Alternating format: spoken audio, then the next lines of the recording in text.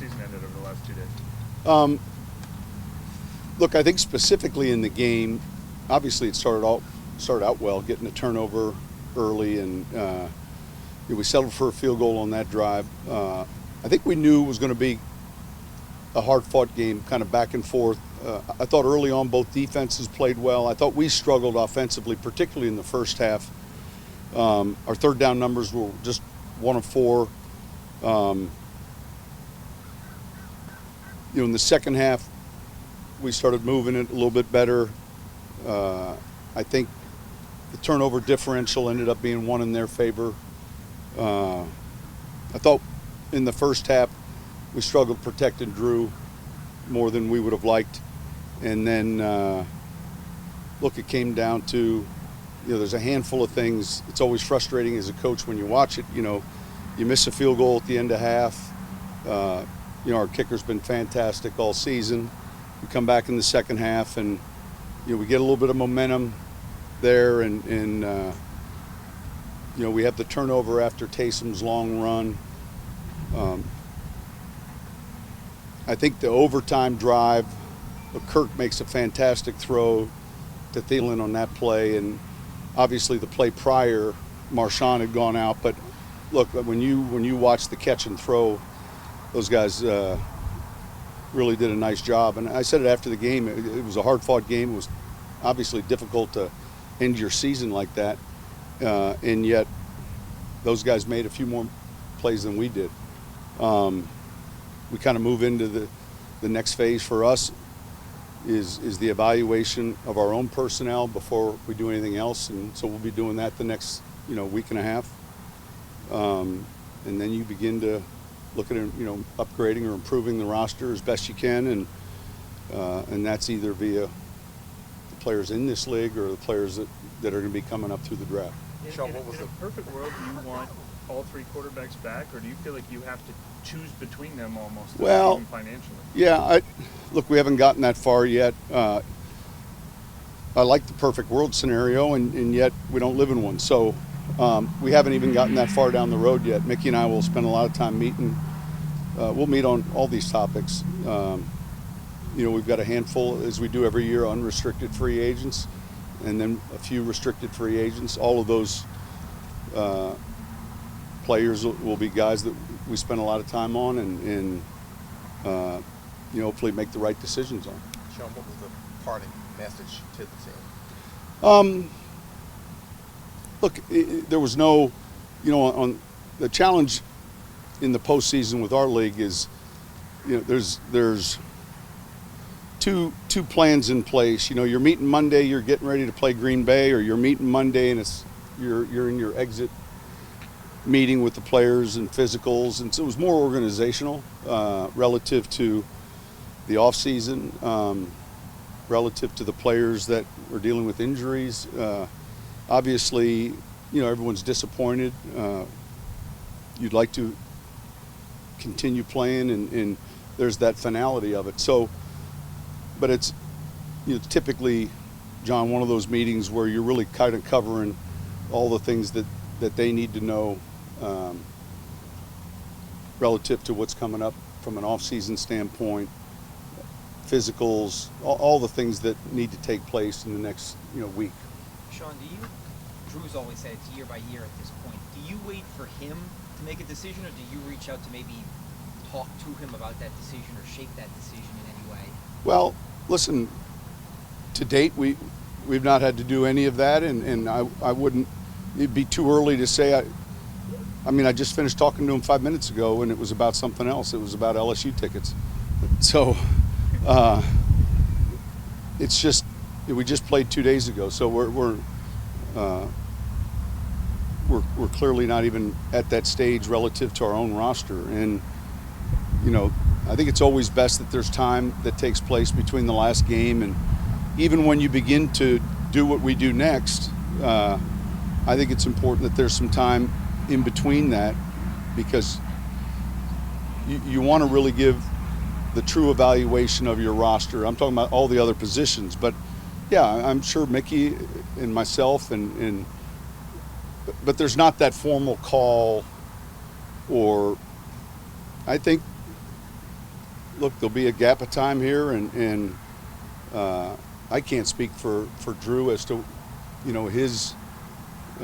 his wants. I think he wants to play more, and I think that, we saw him play at a high level, and we just, we'll discuss every player on the roster, himself included, but I don't anticipate this grandiose meeting or phone call anytime soon. We'll go through the numbers, we'll go through the team, and then try to do what's best for the team as well. Sean, how do you balance knowing you guys were 13-3 and had a really good roster and had a really good regular season, and when you go into the offseason, kind of where you need to focus in on? How do you kind of? Yeah, there's some clear things though relative to a really good roster. There's some areas that maybe we see differently or see clearly relative to where we can improve that I think are going to be important. And yet, I think one of the benefits of the roster this year was really the depth relative to some injuries that we had. Guys were able to play. I mean, we played a handful of defensive backs. We played a couple 3 fullbacks. The same way at receiver and tight end, in the same way particularly in the offensive line. So, we met yesterday just briefly on our unrestricted free agents and our restricted free agents, but there's some musts right now that are, at least in my mind,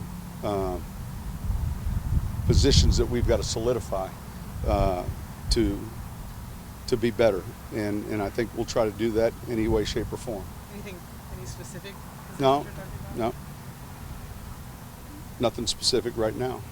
Going back to the game, I was curious because after a game there's always talk about how you use your timeouts or clock management or whatever. But what was going through your mind in regards to how to use the timeouts at the end, playing to either win or tie, and having that last? Well, number one, we valued the last timeout. So the unique thing that came up is, we had that option of a 10-second runoff. Burn the 10 seconds, keep the timeout, or give them the timeout and now be without a timeout. Drew and I, if you watch during that quick break, are sitting there, and both he and I both valued the timeout. Because that just gives you so much more freedom relative to play calling, and so we knew, look, the field goal number one was paramount, and then the challenge always when you get down to what we had left on the clock is you're going to just see a much different type of defense in the end zone. And so, look, I would have liked to not had to make that decision, and when we were clocking the football, we need to obviously be set. So I thought, how we handled that, I don't know how far, we had 1:55 when the drive started, and so, yeah, there was nothing earth-shattering about, what we chose to do there. There's some plays that you would have liked to have had maybe differently, but, getting into that situation without a timeout is just a little bit trickier. I would think just knowing how fast this team can run the 2-minute drill at around 1:55 or 2 minutes, you're probably thinking, like, just having it just in case something goes wrong and being able to yeah, look, field goal. Your goal initially when the drill starts is let's make sure we put ourselves in a position to kick a field goal, and if we get close enough then with time remaining, then let's figure out a way to win it. But specifically when we clock the ball, there's a penalty. I think it was 21 seconds, or we were right there as to that. You want 11 or 21? One's going to have a timeout, the other's not. I think we both felt 11 with the timeout was a better option for us at that time rather than 21, because you're still at, anything that stays in play, you're in a Mayday alert, you're running onto the field. And you could potentially, with a timeout in 11 seconds, have a little bit more luxury. John, last couple seasons you guys have brought in different wide receivers. This class upcoming for the NFL draft seems pretty deep. Is that an intriguing thing to you guys? I haven't seen the class at all yet. We'll be probably in the next 2 or 3 weeks. I'll be made aware of. I've heard that it's a pretty good receiver class, but yeah, all those options we'll look closely at. I think we're picking at 24. We'll start with the free agency. Where do we feel like some of these areas that we feel are must. Where can we fill them? If it's deep in another area, then that helps to know that. But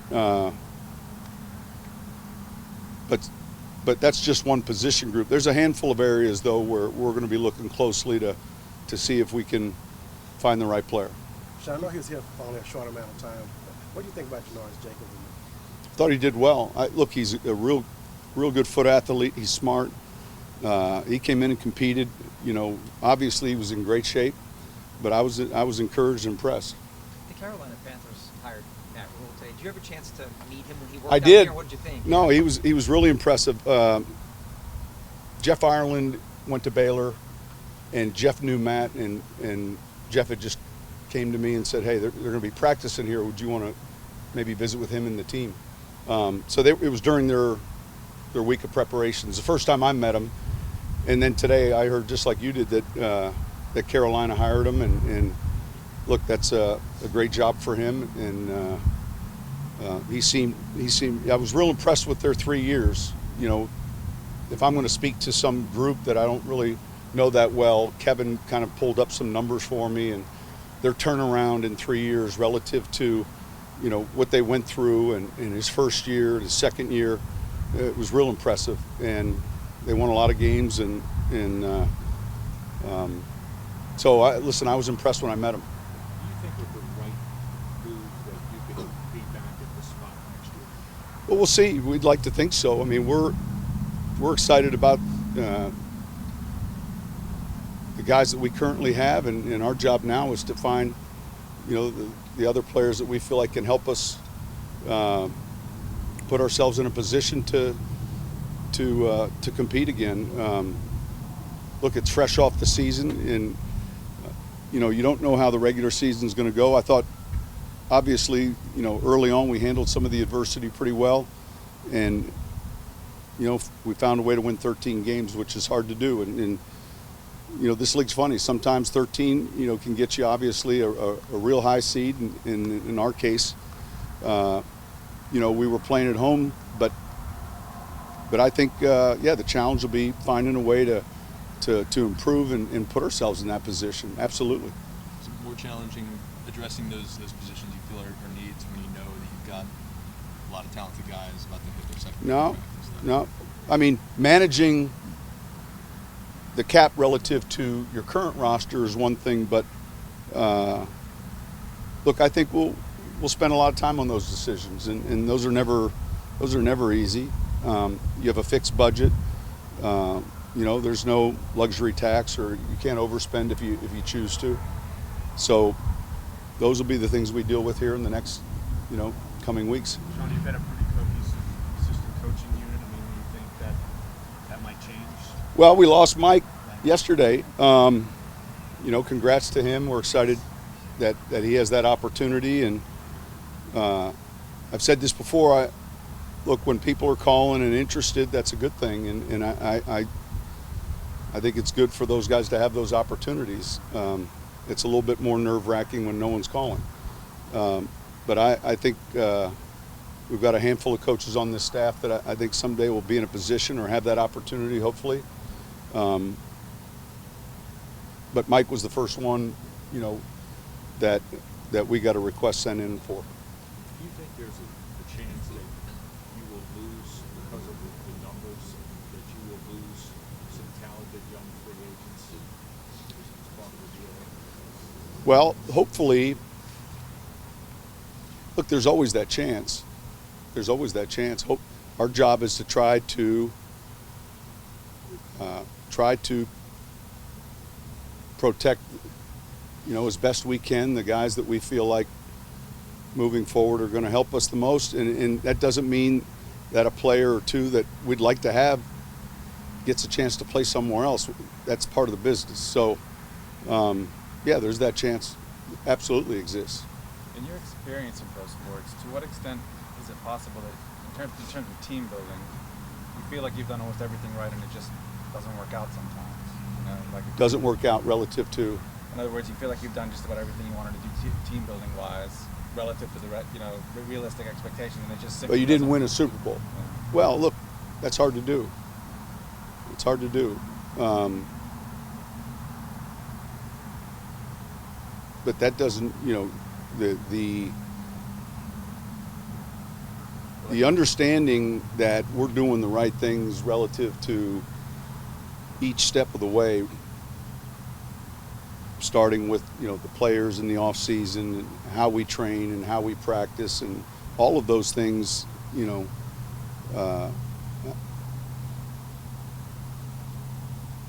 are easy to approach, because I think the players themselves and everyone in the building understands, hey, we're doing the right things, and that doesn't promise you the final game, and yet to get there you've got to win and continue to win, and that's the trick then. But all that being said, shoot, these guys, as disappointed as they were yesterday leaving, they understand the challenges of winning in the postseason. It's single elimination tournament.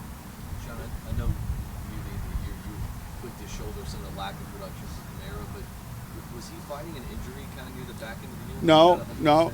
Listen, I felt like he was healthy, and there was a handful of things in that game Sunday relative to our running game that you look at and you're like, we might have done something a little bit. It wasn't.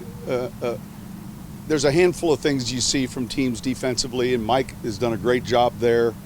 They're going to play certain front and coverage, and yet I think he was healthy, and we saw him in the last couple games play well, and we just didn't have those numbers. When you go 1 of 4 on third down, just do the number count and then look at the possession. I mean, it all just plays itself out. So, yeah, I want to absolutely run the football, but you got to convert more third downs to have those opportunities. This might be a silly follow-up, but I mean, it wouldn't be. Go ahead. As teams have more tape on him, no, have they prevented him no, differently than they have no, previous years?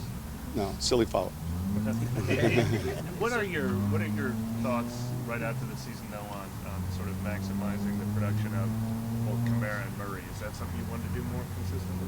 Well, look, I think when you're moving the football, those aren't challenges. I think they're challenges when you have some penalties early on in downs, and your third down numbers are down. Then it becomes challenging when you have less plays. But it was no different than the year before with Alvin and Mark. Could Payton double a bigger role towards the end of the season this year, and maybe surpass your expectations? Look, I think that we began looking at. It wasn't that we looked at him differently, but man, the more and more you kept watching, the more and more we felt like he's one of our better players and needs to be on the field. So to answer your question, yeah, I would say that even evolved more to the point where, obviously there's a read option element to when he's playing quarterback, but the deep pass he throws to Deontay was something that we felt might have a chance. He's got real good arm strength. I mean, he was exceptional Sunday. I mean, he was outstanding, and so he's an exciting football player, and he does a lot of things well. I'm glad he's on our team.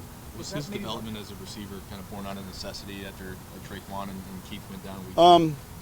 It started a year ago, actually, because you saw him block, and the challenge always is, are you going to get nickel defense or base defense? It's trying to game plan, because those are extremely different defensive looks, or potentially defensive looks, and we got a little bit more base with him in the game, in this last game, than in some weeks, but no, it's kind of evolved. He's someone that was good at a lot of different things, and we played him in that F role, if you will, quite a bit this year, and then the snaps he played at quarterback. It's like anything else. Do we have enough snaps and enough touches where he can get his hands on the ball? And that one series, he has the long pass, and the very next play he's blocking at the point of attack with Traquan and those guys, and we score.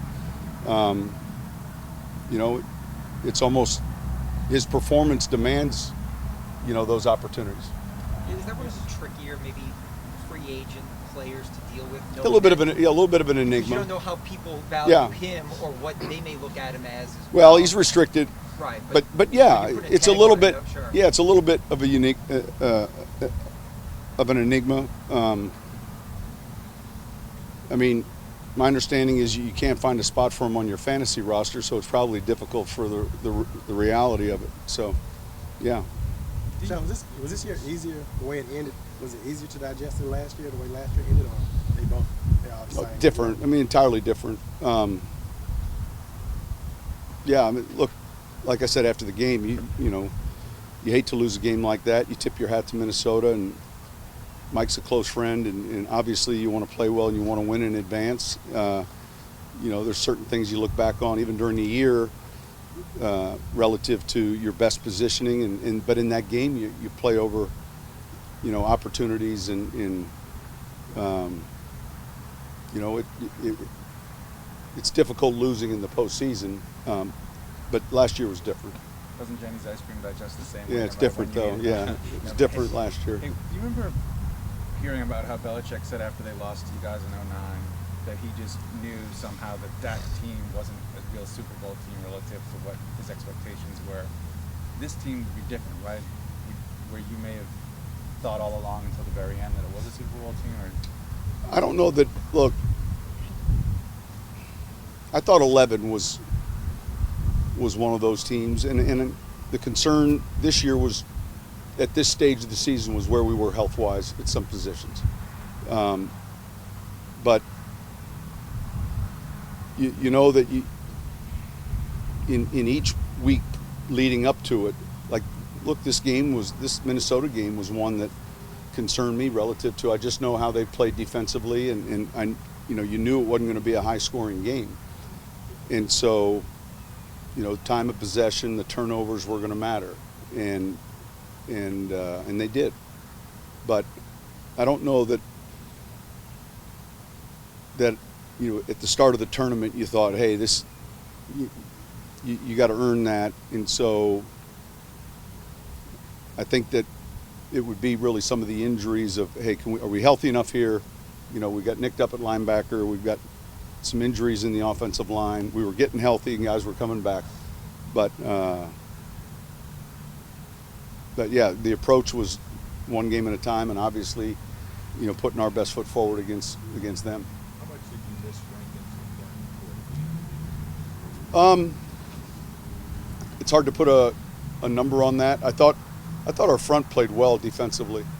Our D-line, thought they played well in that game Sunday. So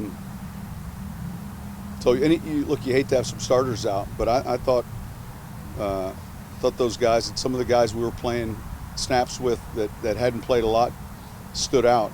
And look, you're sitting at 20-20 at the end of regulation, and you know, you had 2 turnovers offensively. You know, one of them on a short field for your defense, the other one on the other end of the field. But like anyone else, you miss starters that are out, and yet it's hard to put an exact tag on it. did you tell Drew to go ask Joe Brady for tickets? Huh? I said, No. He must owe you some at this point, right? I mean, What's that? he must owe you some tickets at this point. We haven't called. Those guys will be busy. All right, thank you. Thanks. Sean? Yep, thank you.